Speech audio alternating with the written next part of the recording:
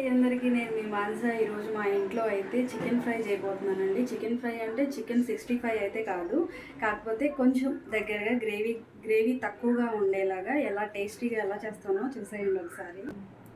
So చూసారు కదా, నేను దానికి కావాల్సిందండి ఒక పావు కేజీ చికెన్ అయితే తీసుకున్నాను. అలాగే ఒక టమాటో మాత్రమే కట్ చేసుకున్నాను, 4-5 పచ్చిమిర్చి ఇలా కట్ చేసుకున్నాను, అలాగే ఒక ఉల్లిపాయ అనమాట. సో ఇవి మసాలా, ఇంకా కొత్తిమీర. ముందుగా అయితే ఆయిల్ వేసేసుకుందామండి. దీంట్లో అన్నిటిని అయితే వేయించేసుకుందాము. సో చాలా ఈజీగా ఈ ఫ్రై చాలా అంటే చాలా టేస్టీగా ఉంటుందండి, తక్కువ గ్రేవీతో అనమాట, చాలా బాగుంటుంది.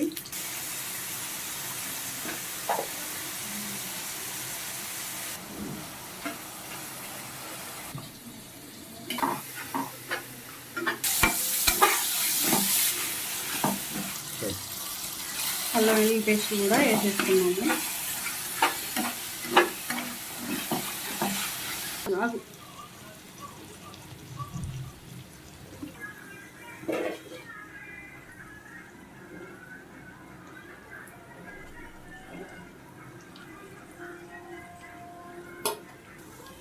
సో చూసారు కదా ఎంత బాగా వచ్చిందో.